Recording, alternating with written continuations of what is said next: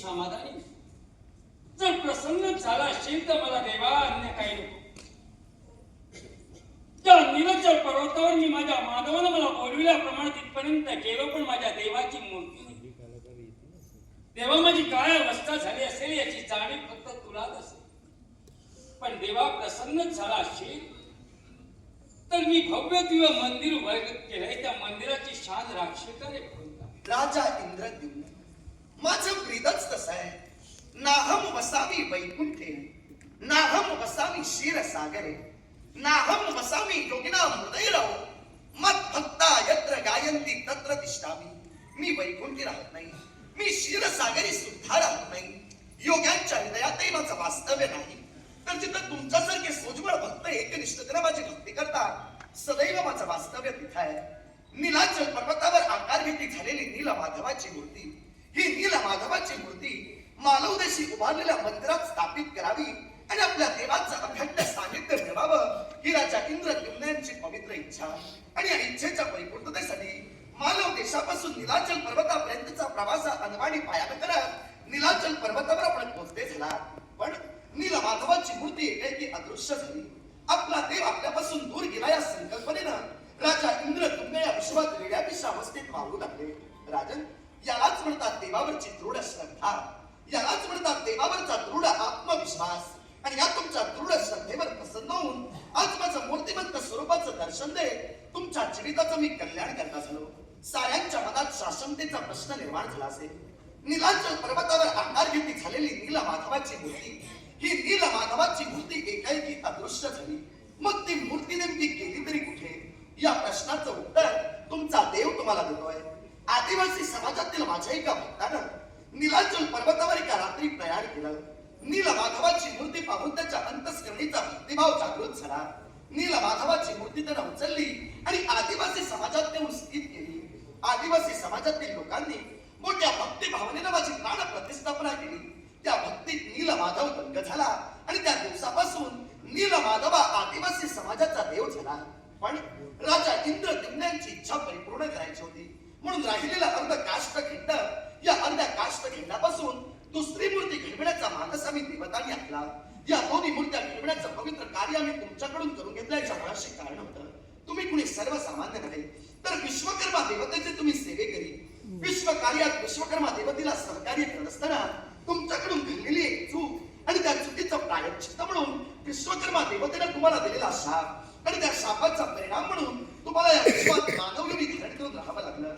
पण तुम्ही देवतातील एक दिव्य घटक असल्या कारणानं पुनश्च तुम्हाला उद्धारून तुमच्या स्थानी न्यायचं होतं, म्हणून या दोन्ही मूर्त्या घडविण्याचं पवित्र कार्य मी तुमच्याकडून करून घेतलं. राहिलेला अर्ध काष्ठखंड, या अर्ध्या काष्ठखंडाची तुम्ही प्राप्ती करून घेतला आणि महाराणीपर्यंत तुमची पावलं पडली.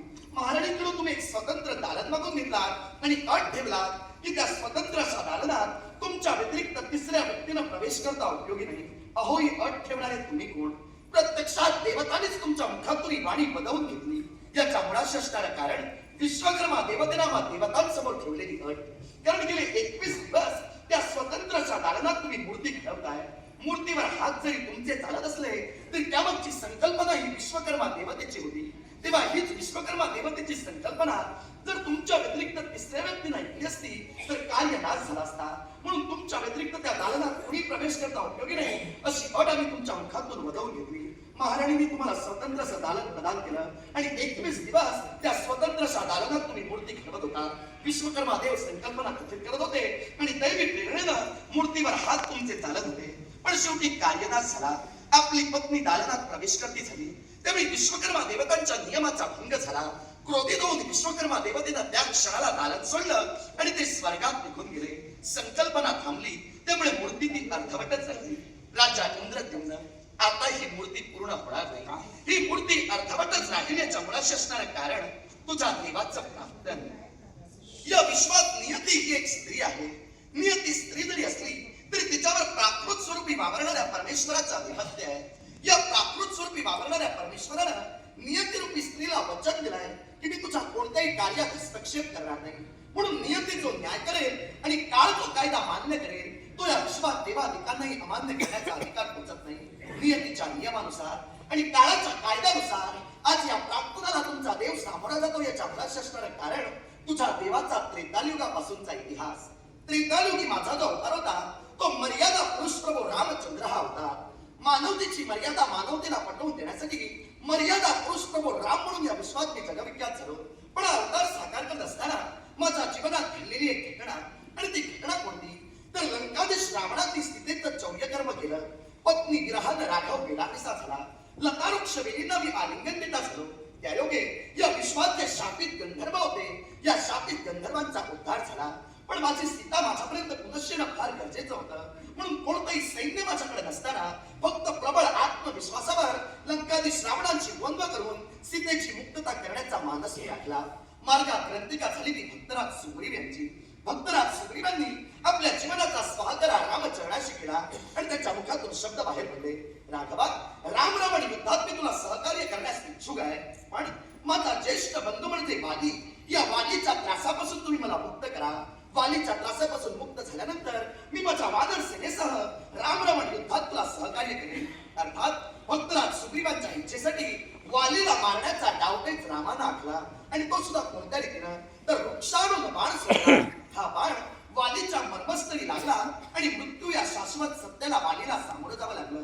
पण प्राणोत्क्रमण होत असताना वालीच्या मुखातून निघाले ते महाभयंकर असे शब्द, आणि ते शब्द कोणते तर राघवा, मानवतेची मर्यादा जर मानवतेला या अवतारात तू पटवून देतोयस तर मी एक पराक्रमी योद्धा होतो, तू एक क्षत्रिय होतास. मग असं असताना समरभूमीवर जर तुम्हाला ललकारला असतास आणि युद्धभूमीवर जर तू माझा सेवक केला असतास तर माझ्या मनात खंत निर्माण झाली नसती. पण वृक्षारूढ बाण सोडत तू माझा सेवक करतोयस, राघवा, अधर्म नाही का? त्यामुळे वालीच्या समाधानाप्रत्यर्थ राघवानं भाष्य केलं. ते भाष्य कोणतं तर वालीचा जन्म झाला होता तो कपी कुळात, त्यामुळे त्याची शाखा होती ती मृग शाखा. त्यामुळे शाखामृग असणाऱ्या जनावरांची शिकार ही क्षत्रियाला वृक्षारूढ बाण सोडून करता येते. या धर्मशास्त्रानुसार वाली तुझा सेवक राघव करतोय. पण प्राण त्यागत असताना आमचे शब्द वालीला रुचले नाही. त्याच्या मुखातून निघणारी ती महाभयंकर अशी प्रतिज्ञा, आणि ती प्रतिज्ञा कोणती तर राघवा, तू माझा सेवक अधर्मनच करतोयस या दृढ निश्चयानं मी प्राण सोडतोय. पण मी पुन्हा जन्म घेईन, पुन्हा जन्म घेऊन तुझ्या मृत्यूला मी स्वतः कारणीभूत ठरेन. हाच त्रेतायुगातला वाली द्वापारयुगी जरा नावाचा पारधी म्हणून जन्म घेता झाला. त्रेतायुग संपलं, द्वापारयुगाला सुरुवात झाली. द्वापारयुगी माझा जो अवतार होता तो गोपाल कृष्ण होता. जरा संघाच्या त्रासाला कंटाळून सागराच्या मध्यभागी एका रात्री एका स्तंभावर द्वारकेची आम्ही प्रस्थापना केली. याच आमच्या द्वारकेत एके दिवशी क्रोध महर्षी दुर्वास ऋषींचं आगमन झालं. दुर्वास ऋषींचं यथायोग्य स्वागत मी आणि माझे बलराम दादा यांनी द्वारकेत केलं.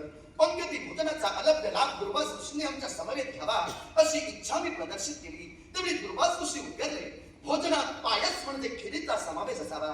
त्यामुळे दुर्वास ऋषींच्या इच्छेसाठी भोजनात खिरीचा समावेश केला गेला. पण भोजन ग्रहण करत असताना दुर्वास ऋषी ज्या पद्धतीने ती खीर खात होते ती पद्धत पाहून गोपालकृष्ण त्यांच्यावर हसला, आणि हाच माझ्याकडून घडणारा अक्षम्य अपराध. या अपराधाचं शासन म्हणून क्रोध महर्षी दुर्वास ऋषींनी आपल्या हाती असणाऱ्या उष्ट्या खिरीचं पात्र गोपालकृष्णाच्या हाती दिलं आणि शासन ठोठावलं. गोपालकृष्णा, ही पुष्टी खीर तू तुझ्या सर्वांगाला चर्चित करावीस. दुर्वास ऋषींचा कोप मला ज्ञात होता, म्हणून पुष्ट्या खिरीचं पात्र हाती घेतलं आणि तीच पुष्टी खीर गोपालकृष्णानं आपल्या सर्वांगाला चर्चित करायला सुरुवात केली. पण सर्वांगाला उष्टी खीर चर्चित करत असताना आठवण मात्र वालीची ठेवली. कारण सर्वांगाला उष्टी खीर चर्चित केल्यामुळं माझा संपूर्ण देह हा वज्रमय झाला. त्यायोगे या विश्वात मला वज्रांगधारी गिरीधर म्हणून ओळखलं गेलं. पण हीच उष्टी खीर मी माझ्या उजव्या पायाच्या तळव्याला लावली नाही. त्यामुळे माझ्या उजव्या पायाचा तळवा हा मृदूच राहिला, आणि आठवण झाली ती कुरुच्या समरांगणाची. पंच पांडवांचा कैवार गोपालकृष्णानं केला तर 100 कौरवांच्या नाशाला हाच गोपालकृष्ण कारणीभूत आहे अशी मनोधारणा गांधारी मातेची झाली. त्यामुळे गांधारी मातेनं गोपालकृष्णाला दिलेला शाप, गोपालकृष्णा, तू जर इच्छिला असतास तर महाभारतीय युद्ध तू थांबवू शकला असतास. पण तसं न करता कूटनीतीचं आचरण केलास आणि माझ्या 100 पुत्रांचा तू सेवक केलास. अर्थात या मातेचा तुला शाप, तू सुद्धा तुझ्या यादवांचा नाश तुझ्या उघड्या नेत्रानं पाहशील. जन्मभर मातांचे आशीर्वाद ग्रहण करणाऱ्या गोपालकृष्णानं गांधारी मातेचा शाप सुद्धा मोठ्या मनाने स्वीकारला आणि स्मरण केलं ते समुद्राच्या वृषाचं. त्रेतायुगात माझ्या वानर सेनेला लंकेत पोहोचणं होण्यासाठी समुद्राचा अडथळा होता. तरी राघवानं 7 दिवस आणि 7 रात्री उपवासी राहून त्या जलपुरुषाला विनंती केली, सागरात कोरडा हो, आणि तुझ्या उदरातून आम्हाला मार्ग दे. पण तो जलपुरुष माझ्या विनंतीला मान्यता दर्शवत नव्हता. तर मी रामाला हाती धनुष्य घेतला आणि बाण मंत्रांकित केला. हा बाण जर राघवानं त्या क्षणाला सोडला असता तर विश्वातील जलतत्व नष्ट झालं असतं. समुद्रात या विश्वात कुणालाच दिसले नसते. पण आपल्या अस्तित्वाच्या भीतीनं जलपुरुष राघवाच्या चरणाशी येऊन विलगला. त्यानं आर्ततेनं फोडलेला टाहो राघवाच्या हृदयाचा वेध घेऊन गेला. तेव्हा समुद्राला तर अभयदान द्यायचं होतं, पण शेवटी राम हा मर्यादा पुरुष होता. रामाच्या हातातून सुटलेला बाण रामानं आजपर्यंत कधी विनमुख माघारी घेतला नव्हता. तेव्हा हाच बाण मरुस्थानी राघवानं सोडला आणि मरुस्थानात वाळवंट प्रदर्शित झालं. या उत्तराची परतफेड म्हणून त्या समुद्र देवतेनं आम्हाला मार्गदर्शन केलं. ते मार्गदर्शन कोणतं? तर माझ्या उदरातून जर तुम्हाला मार्ग हवा असेल तर राघवा तुम्हाला कोरडा करू नकोस. त्यासाठी मी एक युक्ती तुला सुचवेन. ती युक्ती कोणती? तर खडकावर तुम्ही रामशी अक्षर लिहा आणि राम मंत्रांकित खडक सागराच्या उदरात तुम्ही टाका.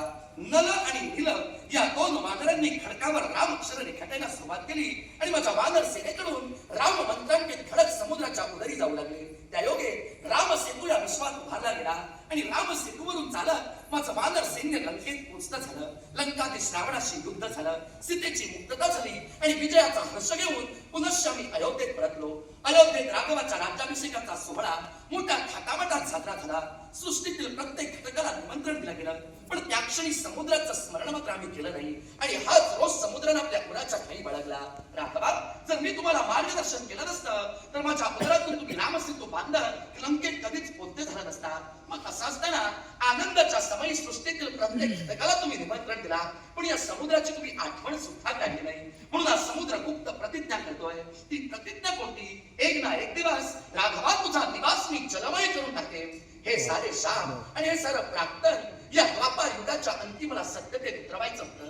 गांधारी मातेचा शाप सत्य होण्याची वेळ समीप आली तेवढी पार्थाला मी आज्ञा दिली. पुण्यानं नटलेल्या यादवांना पार्थानं हस्तिनापुरी नेण्यास सुरुवात केली आणि त्यानंतर यादवांची मती भ्रष्ट झाली. यादव मुसळानं एकमेकांच्या माना मारू लागले तर दुसऱ्या बाजूने समुद्र आपली गुप्त प्रतिज्ञा सत्य करू लागला.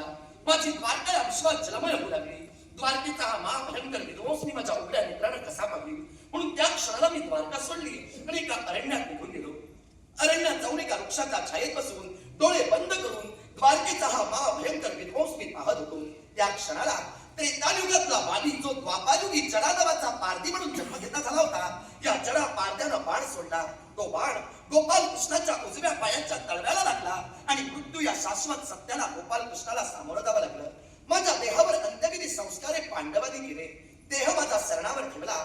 अग्निदेवतेनं देह जाळायला सुरुवात केली, पण अग्निदेवाची काय हिंमत! गोपाल कृष्णाचं हृदय या विश्वातून संपवण्याची. त्यामुळे अग्निदेवतेनं माझा दैवी देह नष्ट केला, पण गोपाल कृष्णाचं हृदय हे सचेतना देतानी जाज्वल्यत राहिलं. पार्थाला दृष्टांत दिला आणि पार्थानं हेच हृदय गंगेच्या उदरी प्रवाहित केलं. याच हृदयाला आम्हा देवतांना योग्य ती जागा प्रदान करून द्यायची होती.